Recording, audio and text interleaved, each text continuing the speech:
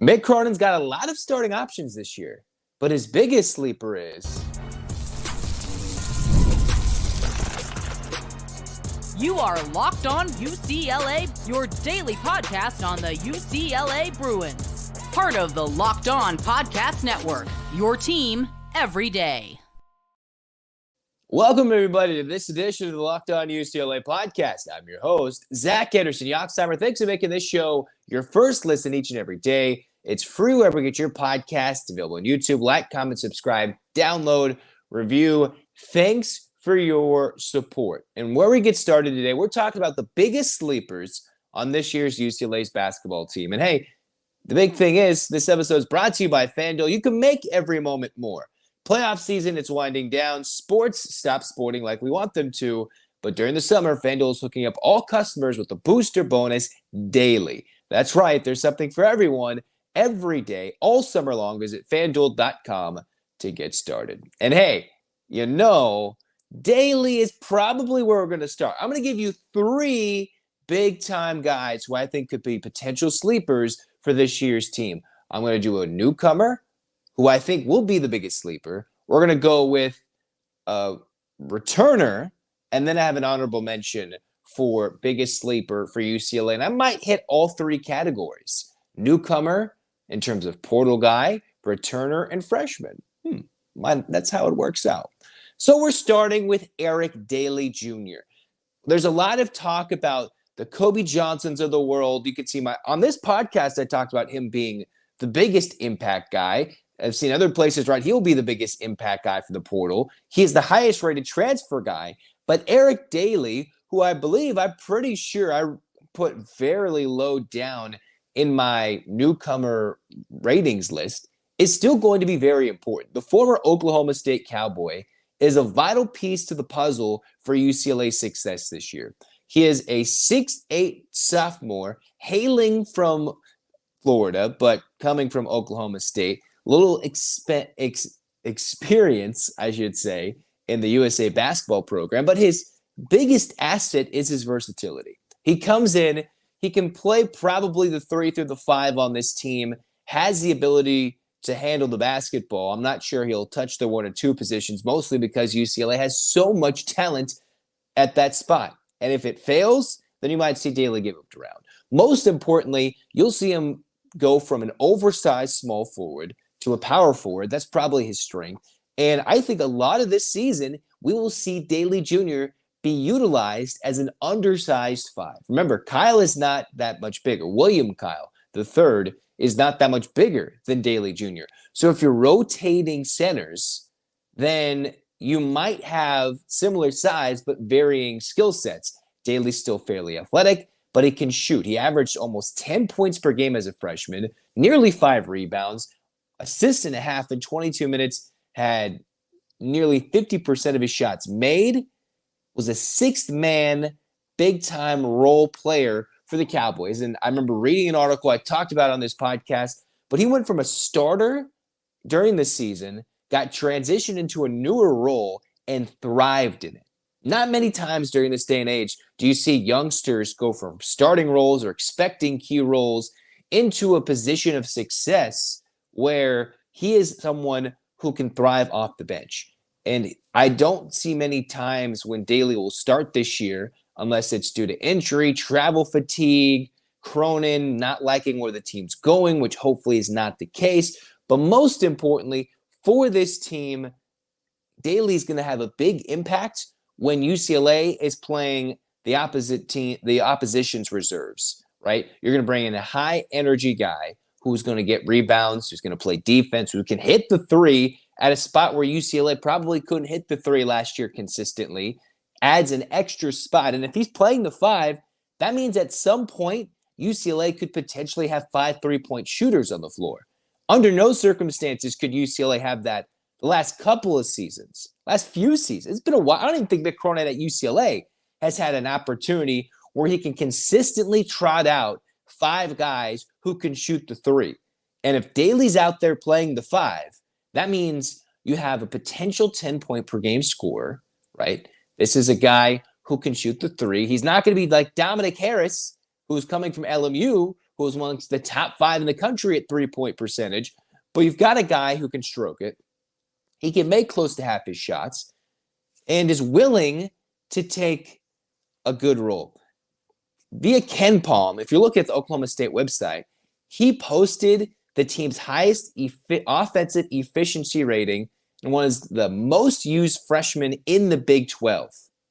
And he was just one of 6 Big 12 freshmen, call them rookies, but Big 12 freshmen who played more than half his team's minutes as a Cowboy, right? So this is a guy who, despite coming off the bench, proved so vital on his previous team that he still played more than half the minutes, right?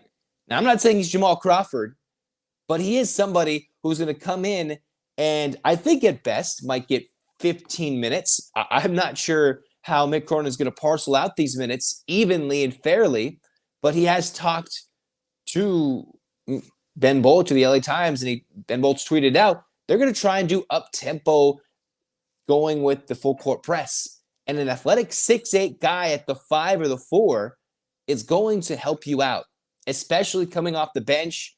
This is somebody who will bring it in and be able to make things happen, right? Last year, defensively, this is what DAILEY brought to the table. Blocks and steals, only 4 blocks, but 24 steals. And his assist to turnover ratio was positive, right? He had more assists than turnovers, 49 assists to 35 turnovers. So he wasn't exactly a turnover machine. He was somebody who could score the basketball in his last game as a Cowboy, 12. Let's look at some of his last performances when he was thriving at the end of the season. 20 points against Central Florida, 20 points against Oklahoma, 15 against Central Florida, 12 against Texas Tech, 9 at BYU, and 12 against UCF. That's from a bench option. That was his last, say, 6 games. And while I didn't add the 4-point performance at Texas, it's okay because you're not going to rely on DAILEY Jr. to go get a lot of points. Whatever he provides is only going to be positive from what I'm saying. This is somebody who can win you games, and his performance is going to only make UCLA take them to the next level. This is that guy who, when and if he can step up this season, which I'm fairly confident he will, can bring UCLA from a 5th, 4th place team in the Big Ten to 2nd or 1st place, to Sweet 16, to winning that game in the Sweet 16 and pushing UCLA into a Final Four. He's that guy when you're trying to face off against the 2-time defending national champion, that when you need that 3-pointer in the corner and they leave him open because they're guarding someone else, or maybe Dylan Andrews cooks somebody to the hole and finds him in the corner, he will drill that 3 in a key moment of the game to spark a run or continue the run and also do it defensively, right? That is what this guy will bring. So even though those aren't like eye-popping numbers, but that's coming off the bench, he's playing a lot of minutes. In those games when I just told you when he scored 20 against Oklahoma, he's playing 35 minutes off the bench and 80% shooting, right? Those are absurd numbers. He was shooting close to 50%, scoring that many points, playing more than half the game off the bench, right? Some guys just play better not starting. And DAILEY Jr. is one of those guys who can thrive, has proven from his previous stop to be coachable. Oklahoma State made a change. Boom, he comes to UCLA. Great get. That's why I think he's the biggest sleeper. That's why I think he is the biggest sleeper, because mostly he's going to be forgotten about, and he will be very important in my minds.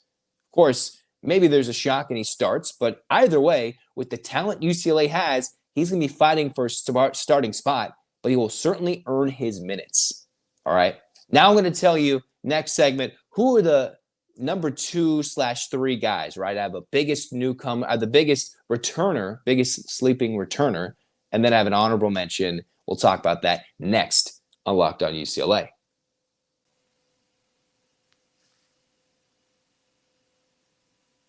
You know, I just went on vacation, came back. You know what I spent most of the time doing? Well, a lot at the beach, but I was watching some sports, and I love watching them. I know if you're watching this, you probably love sports. I never want them to stop. Even if I'm gone, I'm still trying to find a way to watch the big sporting event in town or on television. Because with playoff season winding down, we get fewer games, and they're not sporting like I want them to, even though it's Olympic season, and we have the Euros, and we have Copa America. But still, FanDuel helps keep me in the mood, sports going whenever I want to. And all I have to do is open the app and dream up bets anytime I'm in the mood. FanDuel is hooking up all customers with a Boost Daily booster bonus because there's something for everyone all summer long. Head over to FanDuel.com and start making the most out of your summer. FanDuel, official sports betting partner of Major League Baseball.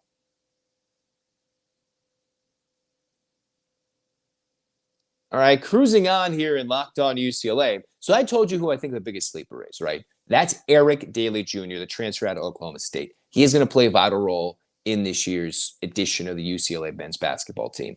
Now, one of these next two guys is probably going to have to fight a lot, right? This is why I think he's a little deeper on the sleeper list, because he's going to be buried, I think, on the depth chart, but he has an opportunity. And mostly because the game I went to last year, he played a big role in a UCLA win on the road against a rival. No, we're not talking to Daimata. Brandon Williams already started, so his name's already out there. He's going to have to climb his way back up, probably. If you're looking at the UCLA men's basketball social media page and you try to take something out of the posts from practice of what color jersey they're wearing, the blue or the gold, usually the deciding factor between who's the starting five and who's the reserves, well, you might see a couple of guys in those gold jerseys, probably meaning the reserves. That's not confirmed. That's just my intuition there. But people are going to be going in and out of the starting lineup in certain positions all day, all season long. This kid, I'm thinking, is going to have to fight. That's Devin Williams. Devin Williams, when I saw him play against USC, tall, lanky, needs to get stronger, right? Mick Cronin got a new strength guy. He hired him to try and get Mata stronger. But Devin Williams has to pack on the muscle. He's a guy who, coming from Corona Centennial, was a big recruit. But Cronin said he's a guy that's going to have to stay 3 to 4 years. And he's a sleeper because if UCLA wants some size, right? Remember, Purdue, as much as they're losing Zach Edey, they tend to have a 7-footer in the wings almost every year, every class. And if Williams is going to be around, he's that 6'10", 7-footer guy, right? To go along with Mata. But he is a bit more athletic. So if you need someone to go quick up and down the floor, and Adai isn't cutting it this year, then Devin Williams could be that guy. Now, he's not exactly someone who might play a lot of minutes. Let's talk about Devin Williams last year, right? Coming in, wasn't a guy expected to get a lot of minutes. Got a little bit of some run time his freshman year, hailing from Riverside. 1.5 points, less than a rebound per game, only 3 minutes per game in the 10 games he played, but shot 62%, right? His biggest output, arguably, was 4 points, a block off the bench, in the 65-50 win over USC back in January 27, right? That was at the Galen Center. That's when the 8 claps are breaking out. That was a strong 7 minutes. When he came out, joined Mata, Bona was not there. Berke was hurt. And we had the rare combination between two big freshmen, the double big lineup that we didn't see almost ever, and they thrived against a very tall team in which USC had at the time under Andy Enfield at that point. So I think if there's a logjam or if somebody goes down, then you have to look at Devin Williams. Because if Adai isn't cutting it and Dailey's getting slotted in at the 4, and unless Cronin's going to continually go with an undersized 5, maybe he mixes and matches. Dailey's so good, you bring him off the bench as the 4. Then you can bring Devin Williams in and play him as the reserve 5. So now UCLA has many options. They have at least 4 to 5 options at the 5, right? William Kyle. I've seen people having Bilodeau start as the 5. I'm not sure that's going to happen, but you've got Bilodeau for some reason. You've got Eric Dailey Jr. I think it's more Kyle Dailey Jr. than Adai coming off the bench.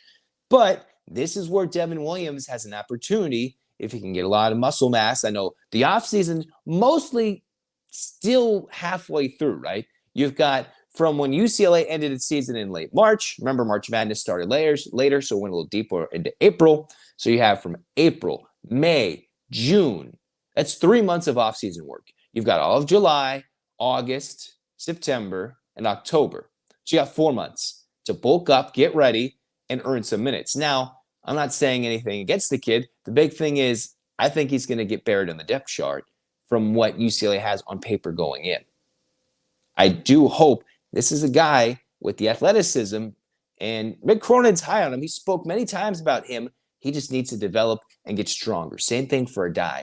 So it's almost a race between those two guys on this roster. Same class, different development scheme, but they do need to get stronger. Williams is a leg up because he's faster. Adai is almost that unicorn, right? He's not exactly shooting threes, and he's not a Kristaps Porzingis, but he is somebody who can pass, bring a unique offensive threat off the bench. And if you're going to play an up-tempo style and go full court pressure, Devin Williams, I think, can handle that more than Adai. If you want a super tall center standing at the back end to protect the front court, that is probably Williams more than it is Adai, because Adai did have some moments, but I think Williams is a little bit better and more athletic defensively than Mata is. So that is why, based on the system that Mick Cronin might try to implement this year, if you want to go highly athletic, energetic, go up-tempo, then you might see Williams a bit more. If you're going to go slower, then it might be Adai. That's why I'm leaning as my leading returning sleeper in Devin Williams. Somebody might not think could have an impact, but he could. Now, my honorable mention, or you could say the two freshmen who are coming in, I'm going to go with Eric Freeney. The late stage big name recruit Trent Perry, it speaks for himself. But for a while there, Eric Freeney, our honorable mention, or arguably number 3 on this list, whatever you want to make it, is someone who was carrying the class when he signed. He committed to UCLA in the late stages of the 23 summer for this class of 24. He was looking like, for the longest time, he was the only freshman on scholarship coming to UCLA, in addition to the 6 transfers. And you thought, all right, Freeney might redshirt. He's ready. Cronin already went and talked to guys who are starting from last year's team to say you might get a reserve role. And Brandon Williams didn't leave. Sebastian Mack didn't leave. Stefanovic stayed. All these guys who could have left, Devin Williams didn't leave. Adai didn't leave. And now they're overloaded with spots. And Freeney kept his commitment. He didn't want to go somewhere else. He was a 3-star. And throughout his high school year, he rose to 4 stars. All right, that doesn't mean much if you think about rankings, right? But he grew in his national ranking system. This is somebody who put in points in high school and now can find a way to earn a spot on a roster. I remember the LA Times wrote a spot about him, Anderson-Yoxsimer, how he's the perfect guy to get coached by Mick Cronin. Someone who's tough, coachable, and can handle the harsh criticism, the harsh truth bombs that Mick Cronin's going to hurl at you. Remember, Cronin already missed post-game press conferences once or twice last season just to scream at his team. I remember during the team that won the season where the team won the Pac-12 title a couple years ago, he spent that post-Vegas trip yelling at his team, screaming, echoing in the locker rooms, loud for all to hear. You're going to need a kid with the ability to handle that type of in-your-face coaching that Cronin brings to the table. And Freeney can already do that, as evidenced and written by Anderson-Yoxsimer, coming from high school. This is a kid who comes in and can find a way to – he might be okay by sitting a year. You need to have kids who are okay with sitting a year, earning their time. Because what builds a program? You can portal talent every which way, but a culture and a program is brought together by, for Mick Cronin, defense, toughness, and tenacity. Growing in a role, earning your opportunity. Jaime Jaquez Jr. is the literal poster child in the Mick Cronin era for that. Earning more time, growing, developing, right? Earning that swagger. You didn't get Jaime Jaquez Jr. with the cool hair and the sweet goatee, right? He grew into that. And Freeney, sleeper-wise, could potentially be someone that I'm not really realizing how big his role might be this year, but he's certainly going to have to earn it, as is everybody on this team, from Dylan Andrews, returning leading scorer, all the way down to the last guy on this roster, whoever you think that might be. And Freeney, who is in the top 80 of his class, 6'4" guard out of Centennial, former running mate with Devin Williams, so you got a high school connection. Devin can be like, hey, this is what it's like. This is how it's been a year in. This is how you get to earn your chance. So this is what he had to say. Freeney can shoot the ball. That's what Cronin had to say when he signed his national letter of intent to go to UCLA. Freeney can shoot. He can defend. He can rebound. And we do need shooting. Cronin even saying when Freeney signed, says we do need shooting. So obviously, what did Cronin go get in the portal? What did he sign? A bunch of kids who can score and shoot the basketball, defend, and rebound. Starting with shooting. And the biggest way to get time this year is if you can defend and rebound, the separator is who's going to score. Because I'm telling you, Cronin's scarred from last year's team who couldn't shoot to save their basketball season until the end of the season when they started knocking down a couple more threes. But if you have 5 options, 10 options you can shoot, that is how Cronin can find a player to come in. And you got a high school teammate on the roster. That's how those 2 guys can maybe be reserve guys coming off the bench, getting time together, a little lob from the 6'4 freshman to the 6'10 sophomore. You get a pick and roll action if Mick Cronin decides to roll with that. All right, so that is my list. DAILEY Jr., most likely biggest sleeper off the bench. You've got Devin Williams, who could be interesting if he can bulk up and maybe jump over, leapfrog a Diamara. That'd be a funny game of leapfrog, though. But literally on the roster in the depth chart. And then Eric Freeney in terms of the freshman. He's very good. Perry's very good. It's a battle for who might be the best and who can handle sitting on the bench, who can handle waiting for their opportunity and shining when the moment's the brightest. All right. And speaking when the moment's the brightest, who should UCLA schedule in those bright moments, in those preseason, those non-conference games? What do I think? Who should UCLA schedule? This is a dream scenario for Mick Cronin and UCLA basketball. Who should they schedule in the future? Some ridiculous, some not. We'll talk about it next on Locked On UCLA.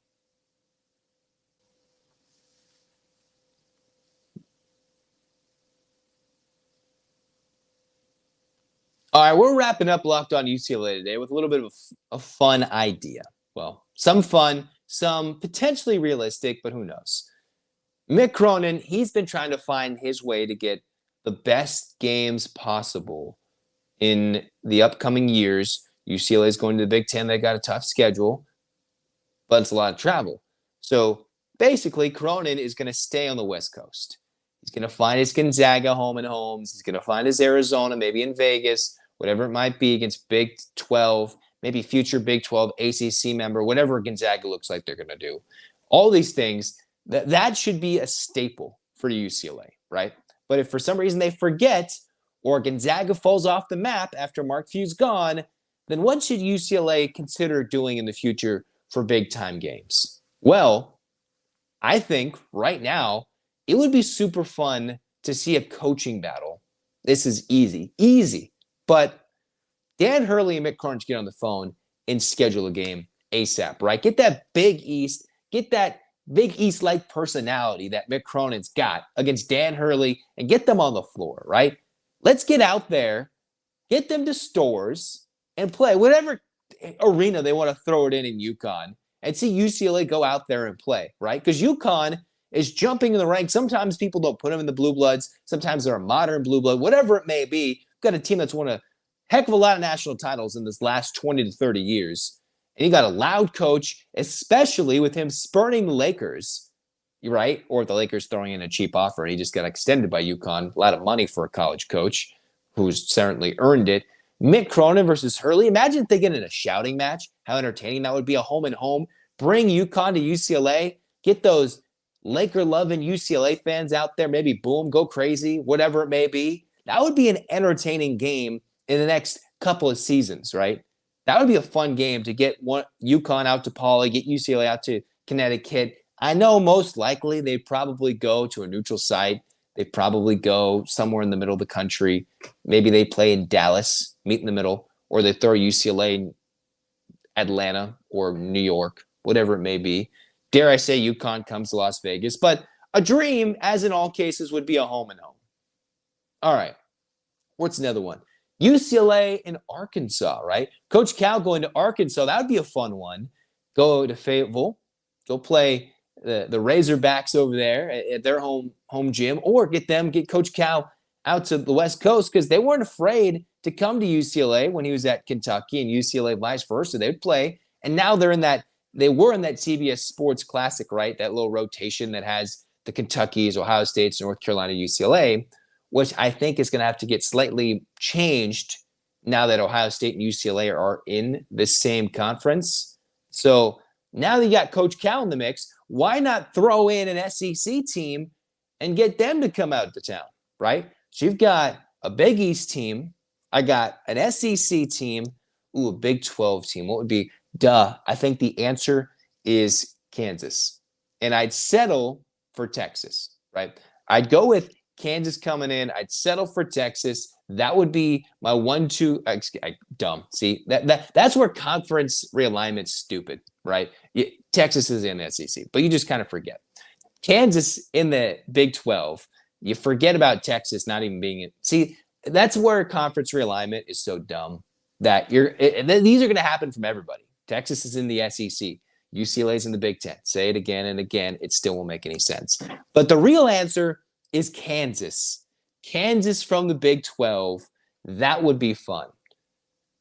Maybe because they're more on the West Coast, BYU, but who knows if you want to play the Cougars. That would be interesting. UCLA going to Provo.